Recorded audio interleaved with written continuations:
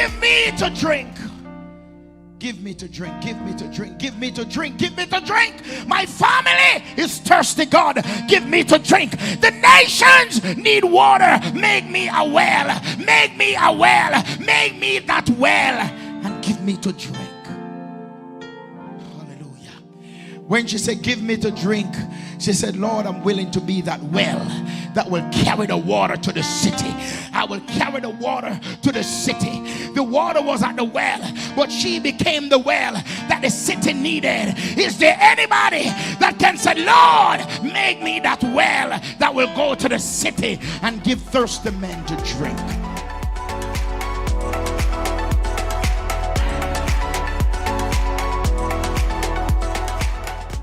Hello and welcome to Community Worship Center, where the Word of God is the broken bread and the naked truth. Join us for our service already in progress. Hallelujah! Hallelujah! Hallelujah! Hallelujah! Some trust in chariots. Some trust in horses, but I will remember the name of the Lord. The name of the Lord is a strong tower. The righteous run into it, and they are saved. Can I do something different? Can somebody just move in this room and just shout your best hallelujah? Just move. And for those who are watching us in your house right now, in your car, can I challenge you just to open up your mouth and to the Ekushia Bahando Sabaha Robo Sheke Saba Eba Baba Sendo Robo Se Yabambande Sando Robo. Hallelujah. We praise you, God. We praise you. We praise you. We praise you. Come on, come on, come on. Hey, press a little bit more. We give you the Prekatorobobosa. I don't know what God is doing, but I sense something is happening in this room right now. Jesus, my Savior. I know. Hallelujah. Hey, hallelujah. Hallelujah. Hallelujah. You don't have to sit down so quick, you know. You don't have to sit so quick. Jesus. Somebody in their house. Somebody's fighting some battles. Somebody need a breakthrough. And you're watching us right now. Just move in your house and just give Jesus praise.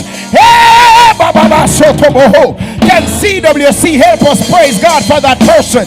Yes, let us praise God for that person. Everybody move in this place. I say move in their house. Hey, Jesus, my Savior. I know that. Hey, I feel God is doing in somebody home right now. God is bringing deliverance to your family. God is bringing deliverance. Come on, CWC. Let us praise God with them. Jesus, my Savior. I know He's a deliverer. I know He's a burden bearer. I know He's a healer. I know He's strong and mighty. He's mighty in battle. Lift up your heads, O ye gates, and be lifted up, ye everlasting door, and the King of glory shall come in. Who is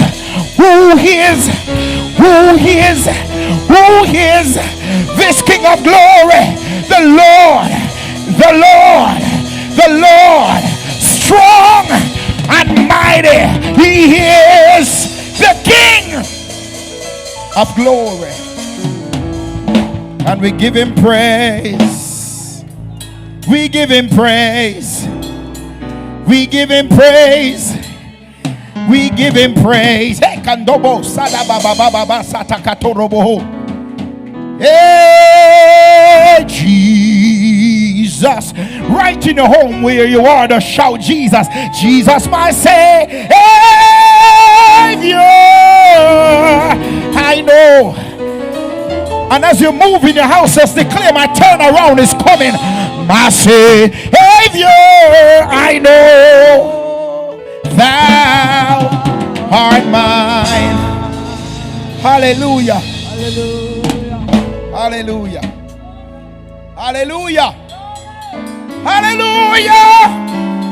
Hallelujah. Hallelujah. Somebody need to move in their house. In fact, while you're in this house, I want you to move as though you are in your house.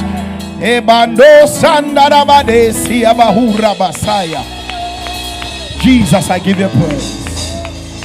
Jesus, I give you praise.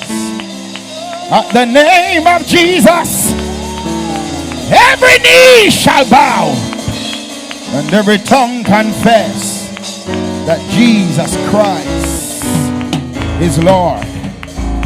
And as you move, you say, not my house, not this house, not my family, not my hell, not this house, not no, no, not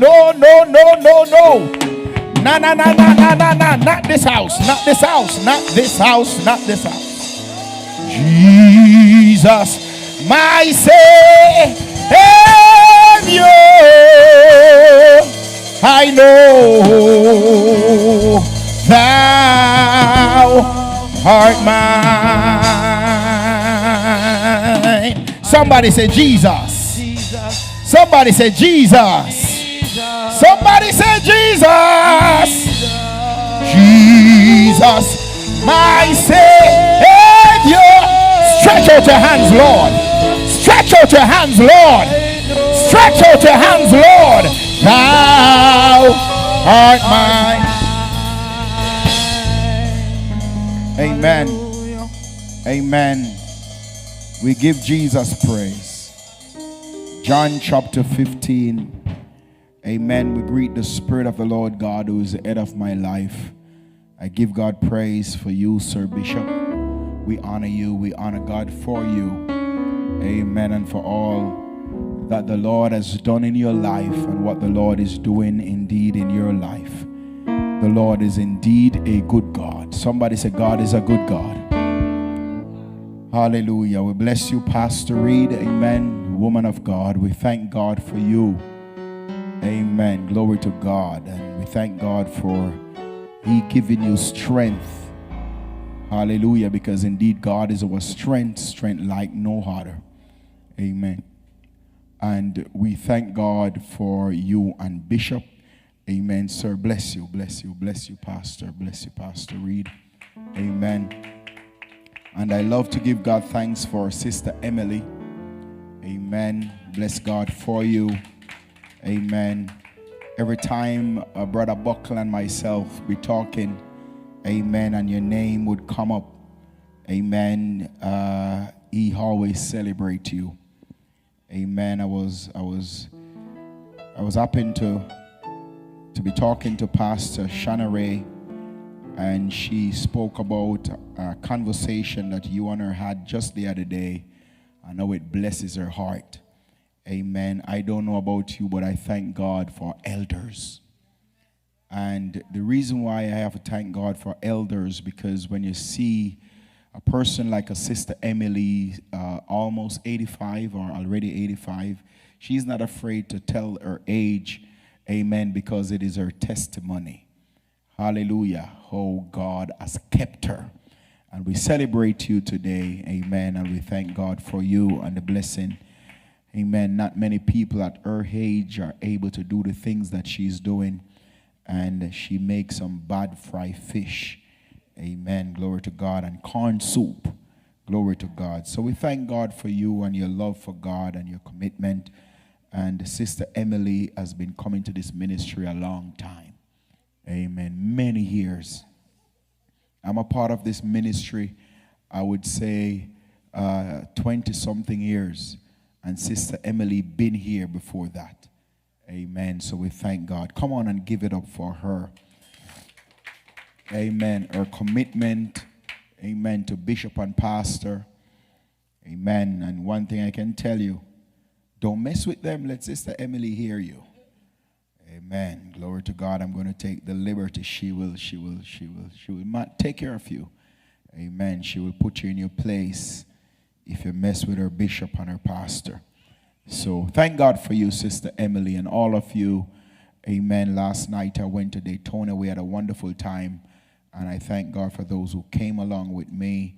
Amen. To drive all the way there and come back. Amen. They were eating some pancakes, and I believe some were almost half asleep. Amen. But they end up waking up as soon as that pancake syrup hit the back of their throat. They got up. Amen. Amen. And got some energy. And we had some young people with us too that, amen, was of all the energy in the world. They were jumping, they were shouting, they were making noise, and we just celebrate God for it. I do believe that God have places that He's taking us as a ministry, and we just celebrate God for the doors that He's opening and for the places that He's taking us.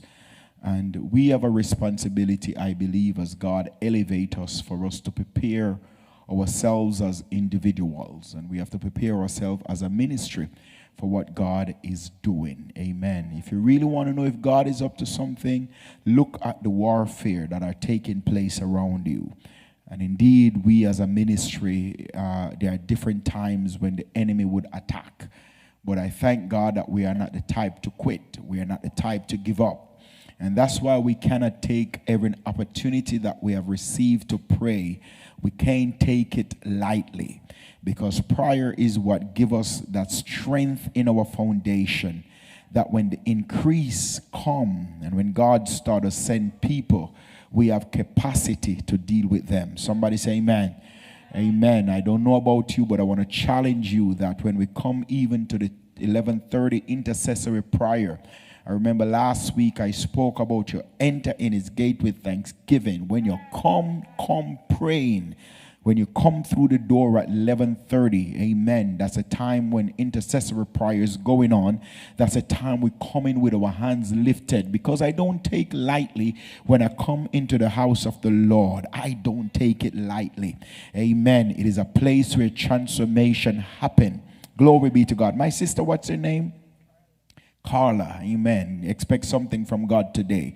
Amen. When you come in the house of the Lord, you have to come expect something to happen.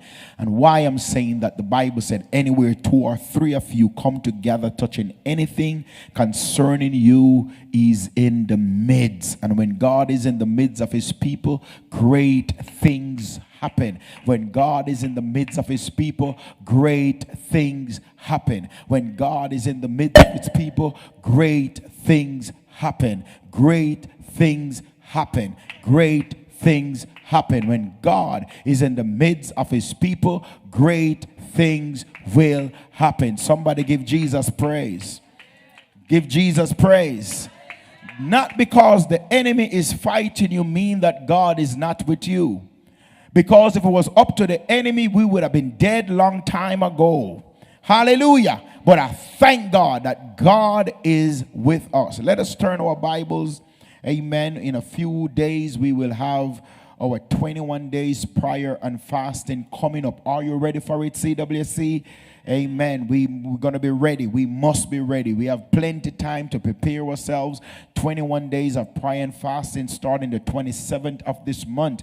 Those who are watching us, you are summoned also. You are called to come into the 21 days of prayer and fasting. CWC, I believe the link has gone out, making an appeal for those who will be praying. Jump in, send in your time that you'll be praying. We need people to be praying in the morning and in the evening. Some days jump in, send it. I will not make this appeal again, but everybody must jump in. Amen, somebody?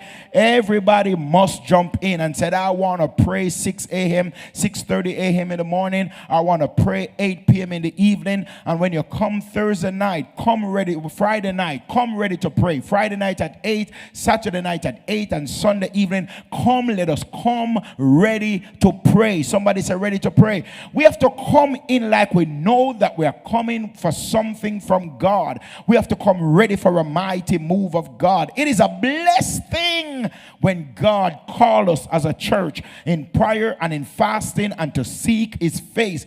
There are many people who don't have this opportunity. So go ahead and let us know when you will be praying, when you're available to pray, the times that you can pray. Just don't take one day. Amen. Commit to pray. Let us press in and let God have his way. John chapter 15. Hallelujah. 21 days of prayer and fasting. Then we have our fresh fire revival coming up the 28th. Amen. Right at the end of February, going into March. Hallelujah. The fresh fire revival is coming. We have great things coming. Amen. Right here at CWC. Hallelujah. Glory be to God. And I want you to prepare yourself to give something significant. Amen. I normally talk to you about first fruit offering, but the Lord laid in my heart and said I should ask the church just to sow. But give the seed that you will sow on an assignment. Give it a name. Amen. Glory to God. And believe God for your miracle. Give something significant. Some of you are going to be able to give 250. Some will be able to give 5. Some will be able to give a 750. Some will be able to give 1,000. But give and believe God for the rest of this year. And give your seed a name. Say, I want to make a sacrifice. I want to give something to God and believe God to move on my behalf. Somebody say, amen. Hallelujah. Glory to God. John chapter 15. Hallelujah. Glory to God. I am the true vine. My Father is the husbandman. Every branch in me that beareth not fruit, he taketh away. And every branch that beareth fruit, he purge it, that it may bring forth more fruit. Then why is it that if you are producing, that he still has to touch you? If you are doing what you ought to be doing, then why God need to purge you? It's for you to bring forth more fruit. Somebody say more fruit. Now ye are clean through the word which I have spoken unto you. Abide in me, and I in you. As the branch cannot bear fruit of itself, except it abide in the vine, no more can he except he abide in me. I am the vine, ye are the branches. He that abideth in me, and I in him, the same bringeth forth much fruit, for without me he can do nothing. If a man abide not in me, he is cast forth as a branch, and is withered, and men gather them and cast them in the fire, and they shall be burnt. If ye abide in me, and my word abide in you, he shall ask what he will, and it shall be done unto you. Herein is my Father glorified, that he bear much fruit, so that he shall be my disciple. Amen. Glory to God. Brother Kevin, you're doing some work on this for me? Glory to God. Hallelujah. So, we are dealing with a series for this beginning of the year about the limitless love of God. I don't know about you, but after I went home last week and I think about the love of God, and how much God loved me, Sister Tamara, it blesses my heart. When I just stop and I meditate and I think and just say to myself, Jacob, God love you. God love you. God love you. God love you. Oh, Jesus. And right after I speak those words in my own life, the devil sent a crazy man to come and tell me foolishness. Hallelujah. Hallelujah. Someone came saying that they were sent by God to become judgmental, after the Lord just tell me, I love you. Somebody say, Jesus love me. And when we say it, we have to say it with conviction, as though we really believe that God loves you as a father.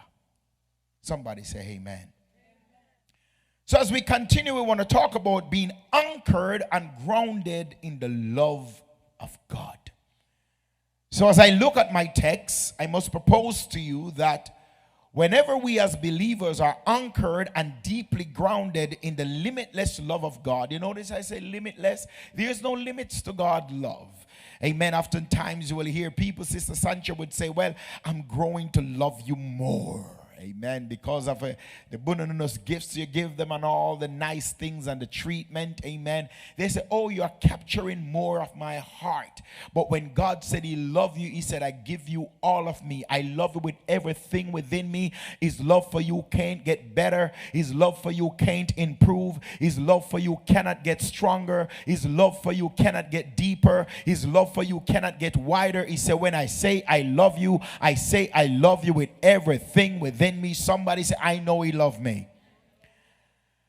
But because whenever we are grounded in the limitless love of God, then we will be blessed in return. When we are anchored, when we are grounded in the limitless love of God, we will be what? Blessed in return.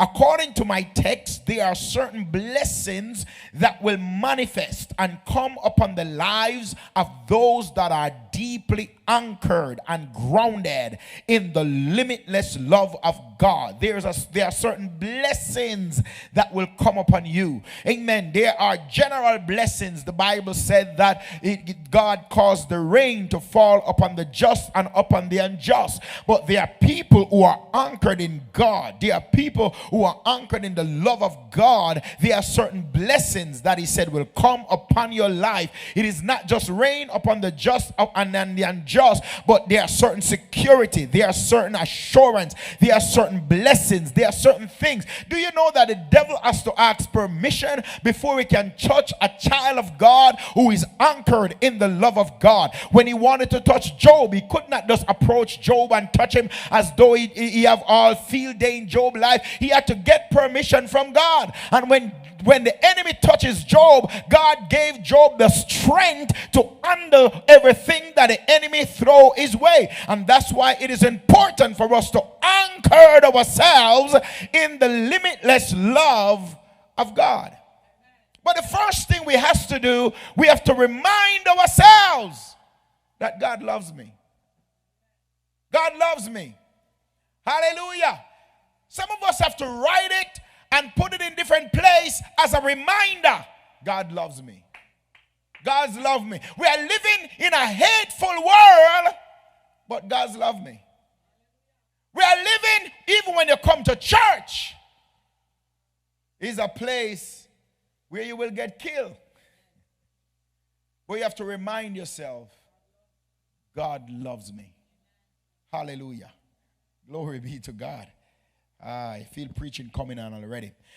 The text make it clear that fruitlessness and stagnation is not an option or a place in the lives of those who abides in the limitless love of God the Father and Jesus Christ, who is the true vine. There is no place for stagnation and fruitlessness. So if you really want to know if you're anchored in God's love, see if you're a fruitful believer. See if your life is producing. See if you are fruitful. Hallelujah. Your life cannot be stagnant when you're anchored in the limitless love of God. It is imperative, my brothers and my sisters, for us to understand that it is impossible to be in anchored and grounded in the limitless love of God the Father and you are not blessed. No, it's all about our view of blessing. Because some people said, I'm blessed because of the car I'm driving, the house I live in, amen, the influence that I have. But I want you to understand that blessing is bigger than things. Because a lot of people that have things, but they don't have peace. Because money cannot buy peace. And he said, the peace that I give you, the world cannot give it to you. And the world can't take it. He said, I will keep you in perfect peace whose mind stayed on me. So when you're anchored in God's love, one of the things that he will give you is what? Peace. Hallelujah. You will have peace. You will have peace. Is there anybody in this room today that is walking in the peace of God? You know that you have peace because everything around you is going crazy, but they still don't take your mind off him. Somebody say, he loves me. He loves me. He loves me. He loves me as a father. He loves me as a father. You see, the thing that the enemy don't want us to know is that God loves us. Because the victory is in the love of God. And anytime we can discover that God loves us for who we are, then victory starts to manifest in our lives right there. People who struggle with themselves, people who struggle with what folks think or what folks feel or what folks believe about them, is because they don't get the full revelation of the limitless love of God. Because I don't care what you think or what you feel about me, I know who loves me and I know who I am. I have to behave myself, and I was going to say something, but I have to behave myself. Somebody say amen. Sister Sancha, I have to behave myself. Hallelujah. She said, please. Hallelujah. I have to behave myself. But when we can come to that revelation of the love God has for us, it is redeeming. It is victorious. It will cause us to walk different. It will cause us to pursue different things in life. When we come in contact and get the revelation of the love of God the Father, our lives will take on a different shape. We will know to count our blessing. We will know how to praise him because we know that we are blessed. Hallelujah. Is there anybody in the house today who can say, I am blessed? And I'm not blessed because of what I possess. I'm blessed because of who loves me. Hallelujah. So when we are deeply grounded in the love of God, we can say, I am the head and not the tail. Because I'm deeply grounded in the love of God, I can say, I am above and I'm not beneath. Hallelujah. You can really declare that I am the lender and not the borrower. You can declare that when the enemy comes in like a flood, his spirit will lift up a standard against them and they will stumble and they will fall. When you understand the love of God is when you can say they will come one way but flee 7 different ways because I am anchored in the love of God the Father. When you're anchored in the love of God the Father, you can say, I'm blessed when I'm going out. I am blessed when I'm coming in. I'm blessed when I go to my bed. And I'm blessed when I wake up. Hallelujah, hallelujah. And somebody declare with me in the house, bad mind people, leave me alone. I am anchored in the love of God. Hallelujah. Don't be mad with me. Mad at who loves me. Don't talk about me, talk about him that loves me. But because I am in the love of God, I am blessed. Because I am walking in the love of God, I am blessed. Because I am walking in the love of my Father, I am blessed. When you see me, you are seeing the manifestation of the love of God in my life. Hallelujah. I am freeing myself even just thinking about the love of God. God said to Abraham, I will bless you. Everywhere you go, I'll bless those that bless you. I'll curse them that curse at you. I will fight your battle. I will bless your children. Hallelujah. If you just abide in my love, things will go right in your life. Things will go well with you. It will work out at the end. And I want to encourage somebody in the house today that because when you're anchored in the love of God, you will be blessed. Is there any blessed person in the house today? Is there anybody in the house that know that I'm truly blessed? So from looking at my text, I get to understand that there are different process that we will go through when we are anchored in the love of God. Now, why do I have to go through stuff when I know that God loves me? Everything should be okay. I should have to be fighting battles. I should have to be going through stuff. But I want to understand that God says, I love you, and because of my love for you, there are some things that I'm going to do in your life this 2025. I don't know about you, but I don't want God to allow me to keep on thinking the things that I'm thinking. I don't want God to allow me to walk the way I used to walk. I don't want God to allow me to talk the way that I used to talk. I don't want God to allow me to live the way that I used to live. It does not matter if I used to pray 1 hour a day. I want God to pull me into more prayer. Don't leave me the way I used to be 2024. I need to go higher this 2025. So God, whatever you got to do in me, do it, God. Hallelujah. Oh, glory to God. So the text make it clear that if we abide in the love of God, there are some things that will take place. There's some things that will manifest in our lives so that we will be more fruitful. We will be more fruitful. We will be more fruitful. Yes. Glory be to God. I know some of you may say, well, I am happy. I can feel peace. But there is more level of peace that God want to manifest in your life. Amen. Glory be to God. Is there anybody that when you go to work, this one particular person just rub you the wrong way? When somebody said, somebody groaned just now. I mean, they just seems like they have your button. But God said, I'm going to do a work in you that when I done working in you, you will bring McDonald's coffee for them.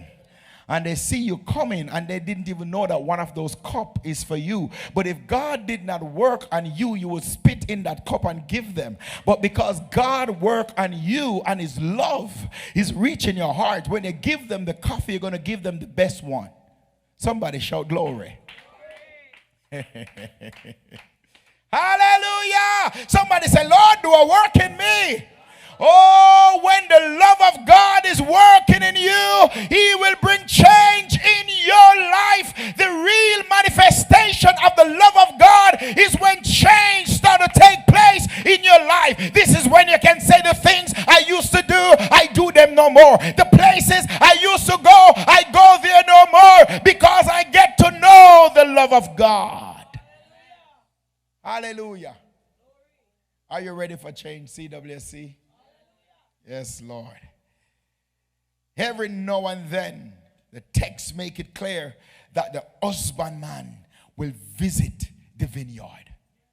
Every now and then, the Spirit of God will visit the vineyard. Every now and then, the Spirit of God will visit those that he has inputted in them. The Spirit of God, he will visit them to see about their progress. Yes. And there are different things that will happen in our lives so that we will be more fruitful. Are you ready to be more fruitful? Yes. So one of the things that will happen, he said, I will take you through a pruning process. I will take you through a chastening process. I will take you through a molding process. And one thing I want to understand about divine pruning is that there is no, anesthesia they call it? You don't get spiritual anesthesia when you're going through this pruning process. Everything, you will feel it. Hallelujah, Jesus.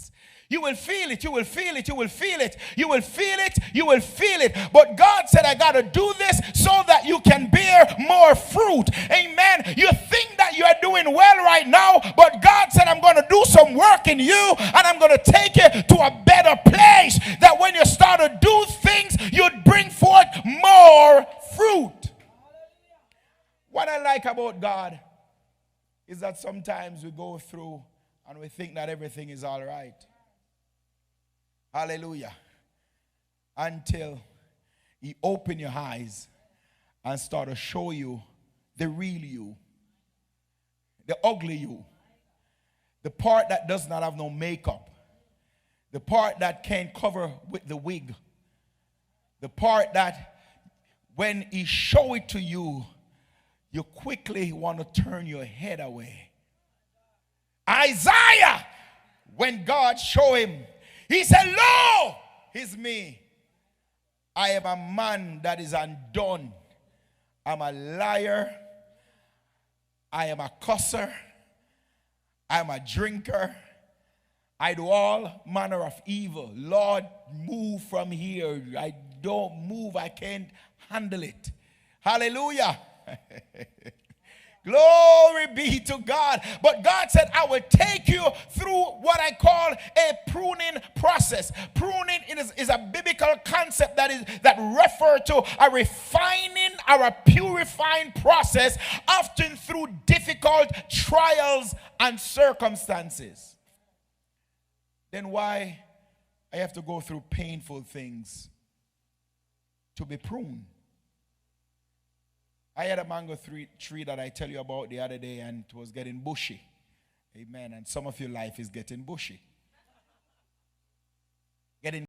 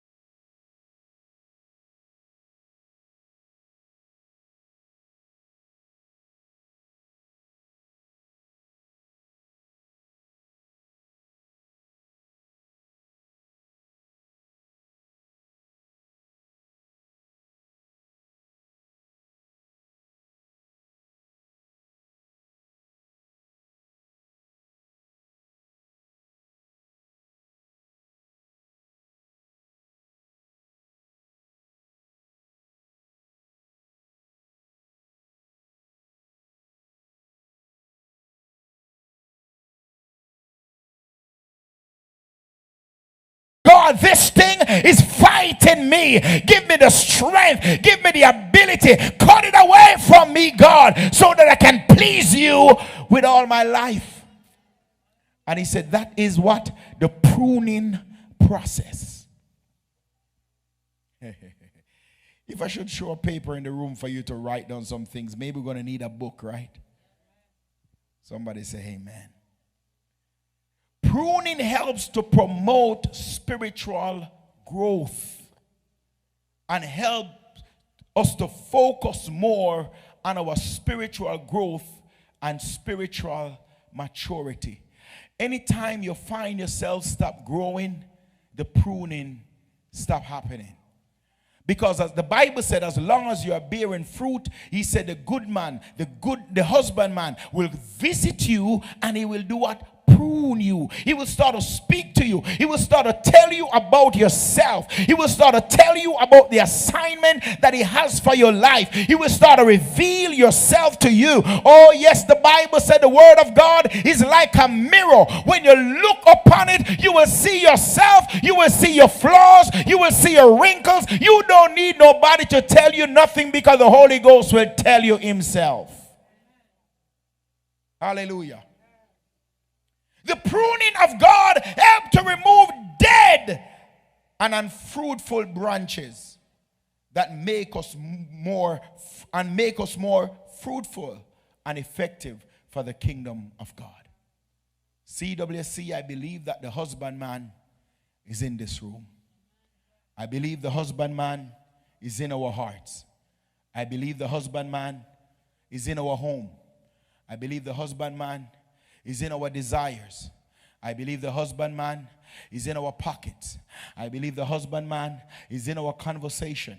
I believe the husbandman is in the car driving with us. I believe the husbandman is on the job with us. I believe the husbandman is right in our conversation. I believe the husbandman is right here in the church. And every time you feel like you want to do something that the husbandman is not pleased with, he will give you what I call a self-check. And when the Holy Ghost is checking you, all you need to do is say, yes, Lord, have your way. I'm going to turn right back. When the Spirit of God is dealing with you, you need to say, Holy Ghost, have your way with me. And as we go in this 21 day of prayer and fasting, I want to let you know it is your time of pruning. As you go in the presence of God, the Spirit of God will start to do a work in you. He's going to reveal to you the things that are hindering you from bringing forth much more fruit. We are about to step into that place of fruitfulness, because fruitlessness is not an option for believers who are anchored in the love of God. And when God starts to strip some things off you, when God starts to strip some behavior, when God starts to strip some appetite, when God starts to strip some desires, just know that your best days are coming right after that. Hallelujah! I don't know about you, but your prayer should be, Holy Ghost, don't leave me like this. Don't leave me unchanged. Don't leave me without a desire for change. Fix me. Hallelujah. Hallelujah. Hallelujah. And then, because he said, I will prune you and purge you. And let me see, and if those who have garden, Sister Shanae, she liked to plant. And every now and then when you look upon the stuff that you plant, they have some branches or some leaves or some stuff. They just need to be shapen up. And we should be praying and said, Holy Ghost, shape my life. Shape me up, Holy Ghost. Fix my mind. Fix my mind. Get the junk out of the way. I'm thinking too many foolishness. I'm dwelling too much on negativity. I'm walking in the flesh too long. When you are calling me to produce spiritual fruit, I want to grow. When I check my life, hallelujah, I've been at this state a long time, and I want to grow more in you, God. Prune me, Holy Ghost. And then we have the chastening of God. Being chastened by God is a biblical concept that refers to the relentless pursuit of God to us. Despite our sinful, rebellious ways, God is coming after you. Oh, he's coming. Is there anybody in the room that you go to bed and the Holy Ghost is saying pray, and you ignore it and he come back again? Pray. And one thing I like about God, you can't brush him off, you know. No, you can't brush off God. You could brush till God come. You can't brush him off. You can't wash him off. You can't wash him away. You can ignore all you want. But the Holy Ghost is coming after you in this season. Amen. It does not matter what folks think about you. It does not matter how they feel about you. The Holy Ghost is coming after you. And God said, I'm chasing after you in this season because I got to get some glory out of your life. He said, I'm chasing after you in this season because I want more fruit fruit from you. You have to produce more fruit. I didn't call you to be stagnant. I did not call you, amen, for you to be fruitless. He said, I'm coming after you this season with the Spirit of the living God. To be chastened by God is motivated by love. It is motivated by his love. When the Spirit of God is checking you, it is motivated by the love of God, because God desires to have a personal relationship with you. The writer said, God pursue us and reveal his measure and the depth of his love for us. That is driven his desire to redeem us from sin and the consequences of sin. Hallelujah. Somebody say it's in the house. Yeah, we suit it up, but it's in the house. We wig it up, but it's in the house. We make up it up, but it's in the house. We put on the pretty dress, but it's in the house. What is in the house? Sin is in the house. And the Lord said, I'm coming after you to pluck it out of you. Every desires that is unlike me, God said, I'm going to get it out so that you can be fruitful. Hallelujah. Glory to God. When God chases and pursues us as believers, it is designed to get us back on track. Are you on track with your walk with God? Hebrews chapter 12.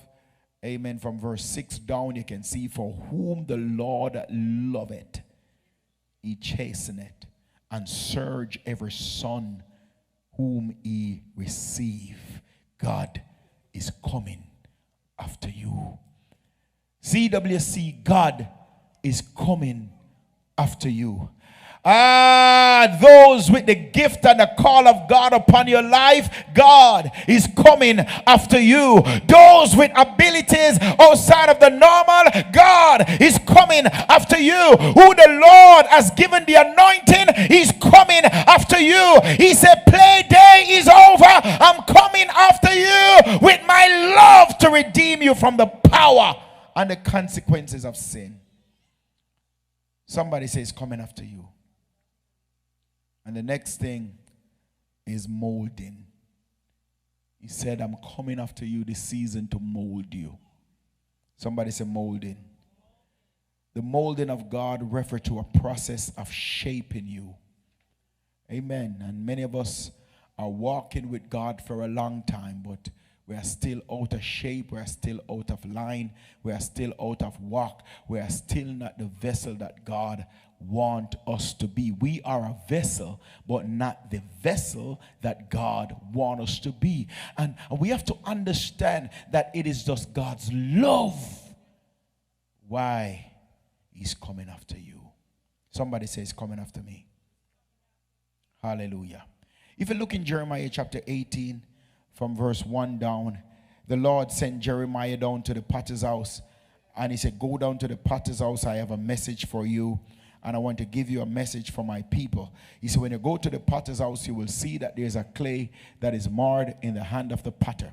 And he said, the clay that is marred in the hand of the potter, he said, that is my people. And he said, the potter has the right to break that clay and to wash it and to remove the mar, to remove the gravel, to remove that little bump, that little thing that will cause the clay to break, because as long as there's any form of impurity that is in the clay, he said it will break. So what the potter does, he will break that clay, amen, he will crush it again. Hallelujah. He said he's going to crush it again. He's going to crush it. He's going to crush it. He's going to rub it out, and then he's going to wash it. Hallelujah. He's going to put it through water and take out the impurity and anything that is in your life. We're going to go first through that washing process. The Lord is going to break you and he's going to wash you. Watch God in this 21 day of prayer and fasting. We're going to get up changed. We're going to get up transformed. He's going to wash us. Oh, we should be saying, wash me in the blood of the Lamb so that I can be whiter than snow. Hallelujah. Whiter than snow, Lord, whiter than snow. Wash me and I shall be whiter than snow. So the potter is going to wash us as a clay, because the potter want to make of us a vessel of honor that is sanctified and meet for the master's use. And God say, in this season, I need more glory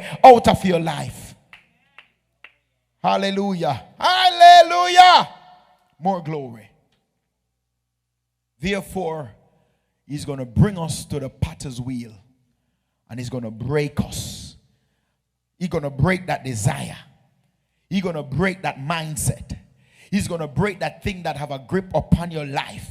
He's going to break that thing that pulls you out of the hand of the potter. He's going to break that thing that causes you not to walk in humility. He's going to break that thing that prevents you from forgiving. He's going to break that thing that prevents you from loving your neighbor. He's going to break that thing that prevents you from walking in humbleness before God. He's going to break that thing. Somebody say, break it. I don't know about you, but anything in my life that is preventing me from being fruitful, I want God to break it. I want the Spirit of God to identify it, and I want God to break it. In Isaiah 64, amen, and verse 8, he said, yet you, Lord, our God, our Father, he said, you are our Father. We are the clay, you are the potter. Amen. He said, we are the works of your hand. We are the works of your hand. In other words, God humble me. In other words, God work on me. In other words, God mold me. In other words, God shape my life for your glory. It should be the prayer of our hearts. Romans chapter 9 and verse 21. Does not the potter have the right to make out of the clay a shape, the same lump of clay, some pottery for a special purpose? What God is going to do in your life right now is going to be for a special purpose. Hallelujah. What God is going to do in your life is going to be for a special purpose. What God is going to do in your life in this season, he's going to mold you, he's going to shape you. Your life is going to take on a shape for his glory, that when people look at you, they can say, you are with God. You are one of them. You are one of them that love God. You are one of them that walk with him. You are one of them that serve him in spirit and in truth. Hallelujah. Do you know that demons know real believers? Yes, devils know real believers. They know those who are anchored in God. When devils look at those that are anchored in God, they don't even mess with them. Let us walk, and you hear the dropping word. You love Jesus. You are one of them that walk with him. You're a true worshiper. Hallelujah. Glory be to God. But those that don't love God, when the devil see them, he said, Paul I know, Jesus I know. Who are you? Hallelujah. I don't want to be that believer that come to church and speak in tongues and run around the church, but God's hand is not on my life. I want to be that believer that the Spirit of God is working in me. Somebody say, Holy Ghost, do a work in me. Mold me. Make me into that vessel that you want me to be, Holy Spirit, in the name of Jesus. That I will be a fruitful Christian. So I'm going to give you quickly a few things that happen after you go through the process of pruning, of chastening, and of molding. Your life will be fruitful. According to verse 5 through 8 of the text, for those who abide in the love of God, it leads to what? Spiritual fruitfulness. You will not be spiritual barren. Whenever you abide in the love of God, you cannot be spiritual barren. As long as you allow yourself to be pruned by the Spirit of God, to be chastened by God, amen, and to be molded by the Holy Spirit, you cannot be spiritually barren. You will bear fruit. There are some people who are spiritually barren because they are resisting the Holy Spirit. Do you know you can resist the Holy Spirit? You resist him when he said pray. You resist him when he said forgive. You resist him when he said be my witness. You resist him when he said walk in love. You resist him when you're not a worshiper. You resist him when your prayer life is dead. You resist the Spirit of God. And when you resist the Spirit of God, you cannot be fruitful. Hallelujah. Hallelujah. The Bible said resist sin. Resist the devil. Not resist the Holy Spirit. And many of us are resisting the Holy Spirit. So we need to pray and say, God, help me not to resist the Spirit of God. Not to shun the Spirit of God. But help me to embrace him. Help me to heal to the prompting of the Holy Spirit. Hallelujah. The next thing that will happen, amen, you will have joy after you go through the process, the pruning, the chastening, and the molding. You will have joy. John chapter 15 verse 11. Amen. Glory to God. You will have what? Joy. If you look from verse 1 down, he talk about verse 11. Look at verse 11. He said, these things have I spoken unto you, that you may have, that my joy might remain in you, and that your joy might be full. He said, when you abide in my love, he said, you will have joy. Your joy will be full. Your life will be filled with joy. You should not be a Christian that is miserable. If you're a believer and everything come your way, you have to be cussing and fighting and fighting and cussing. That means you're not anchored in the limitless love of God. Because you have joy. You have joy. You have joy. Hallelujah. I don't know, this message of me checking myself. Because there are some people that press my button, you know. My God. You have some people, man, when they open their mouth, they press my button. They push me almost over the edge. I have to catch myself at times. Hallelujah. I say, no, I'm not going over there with you. No. So now I have to pray different. I have to pray and say, Spirit of God, do a work in me so that the joy can be full in me. I want to be filled with the joy of the Lord. Hallelujah. You can't be a Christian and walking around and all is manifesting in your life is misery. Miserable.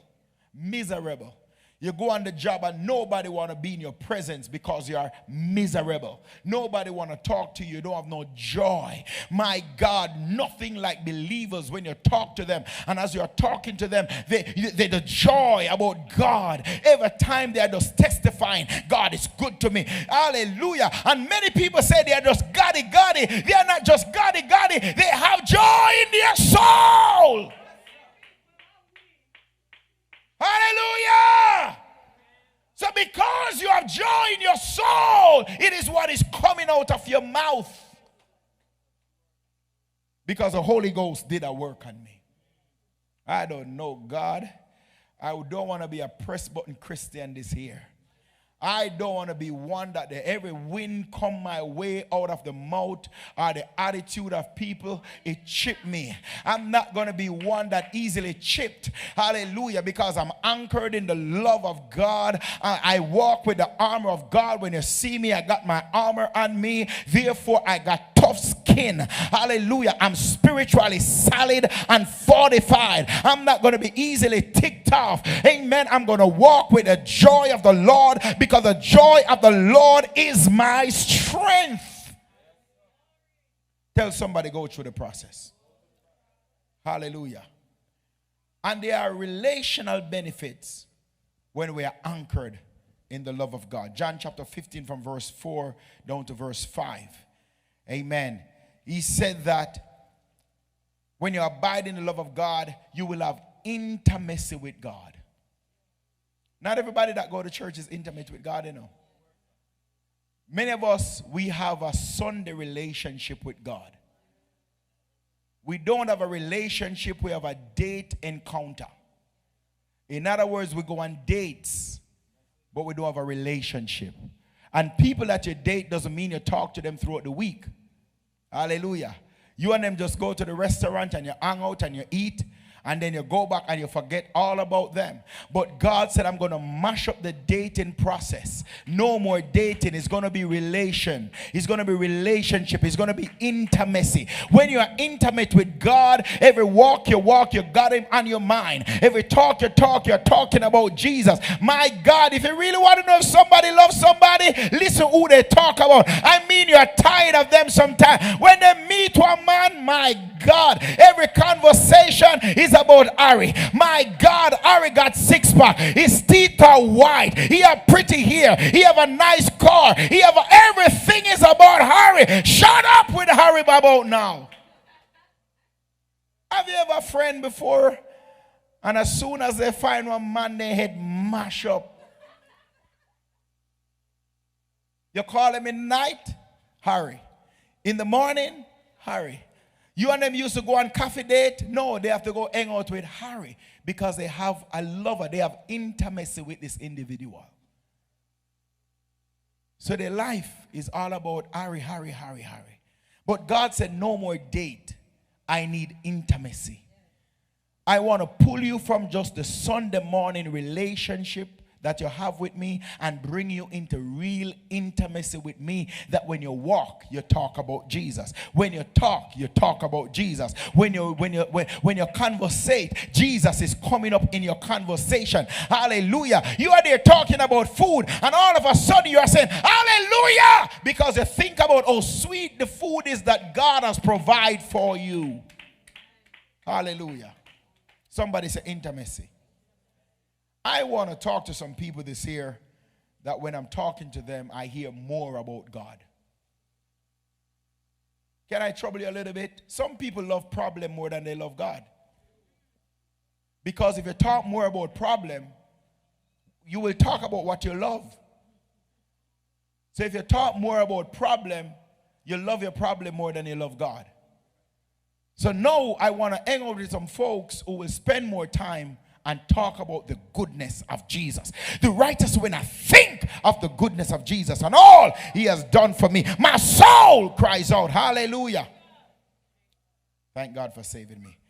And their friendship with Jesus. When you're anchored in him, you can say, he is my friend. But church people lie. We are not anchoring in Jesus Christ. And we are walking around. Jesus is my friend. Lie. We have to spend time with him to develop that relationship. We have to be anchored in him to know him as a friend. You know who is a friend? Anybody will tell your business. Anybody you can feel freely to tell your business and to open up your life to them, that person is your friend. Who know you like to drink Grey Goose? Your friend. So if Jesus is your friend, you will talk to him. You will tell him about you.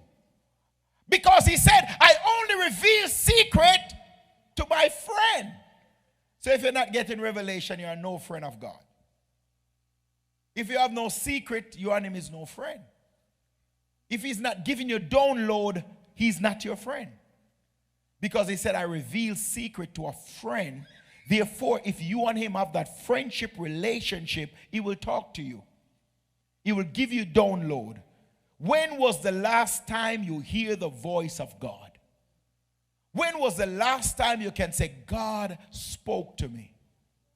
I'm not talking about when you turn on the YouTube thing and you hear a song playing. I'm talking about you're just there laying and the Spirit of God open up a scripture to you and give you something that will cause you to rise up, and you have to look over your shoulder. Who is in the room? Hallelujah. I want to have that intimacy with God where I can say, he is my friend. Because he's revealing things to me. Because you talk to your friend and you tell your friend things about you. And he said, I will reveal secret to a friend. John chapter 15, verse 13. Greater love has no man than this, that a man laid down his life for who? A friend. Hallelujah. Can I give you two more? When you are anchored in God and you go through the process, when you're anchored in his love, you can have assurance of his presence. That is when you can say, God is with me. Because you are anchored in him. Is there anybody in the house that know God is always? It's not a cliche. You know, Bishop, there's a lot of people who say God is with me, but it is a cliche. They just say it, but they don't even know what it is like to have the presence of God with them. Jacob said, God is with me. I'm in the presence of God and I knew it not.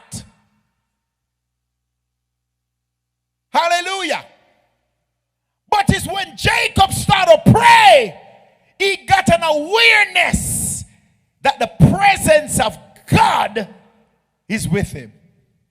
It is in his prior life. When he turned to prayer, he got that revelation that God is right here with you. So you will have an awareness of the presence of God. John chapter 15 verse 9 and 10 tells us about that.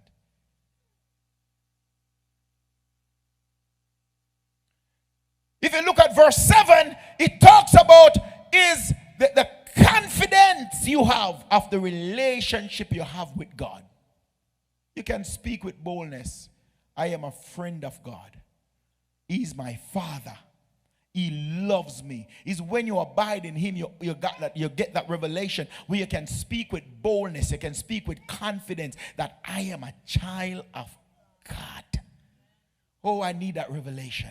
Oh, I need that assurance. Oh, I need to walk in this world and know that I am a child of God. Hallelujah. There are some practical benefits that comes when we abide in God's love. And God says, when you abide in my love, verse 7 through 16, he said, when you pray, I will answer you. Hallelujah. He said one of the things that will happen after you go through the process and you abide in me, he said when you pray, you will get results. Is there anybody in the room that pray and you see God answer? I mean, you pray and you see God move for you. Hallelujah. You pray. Hallelujah. And you see God answer your prayer and you know it had to be God who have done this because I pray specifically for this thing and I see God do it. And he said only those who abide in me have those assurance that when they pray, he said they will ask anything of my Father and it will be done. Somebody say get in his presence and he will answer your prayer. Hallelujah. Verse 5 talks about he will give you the strength in difficult time. Verse 10, it talks about you will have eternal life. Funny thing is, Bishop Reid, I don't know, I've been thinking about this thing from the other day a lot, and I think we're going to have to start teaching and preaching about it, going to heaven. We don't hear this thing about going to heaven anymore, you know. Amen. We don't hear about going to heaven. And the ultimate reason why Jesus Christ died is to cause us to be reunited with God in heaven, for us to go to heaven. And everybody in this room, you need to make it up in your mind that I will spend eternity with Jesus. I'm going to go to heaven when I die. Oh my God, I don't know about you, but I'm making up in my mind that I will live right and I'm going to die right. Do you know there are some people that die and they don't die right? But I make it up in my mind. I'm not afraid of death, but I'm afraid to die and don't spend eternity with Jesus. Hallelujah. Hallelujah. I want to go to heaven when I die. I want to go to heaven when my eyes close. Hallelujah. We can do all that we want to do in this earth. But if we don't have that assurance that when the eye close and the breath leave the body, I'm going to spend eternity with Jesus, then our labor is in vain.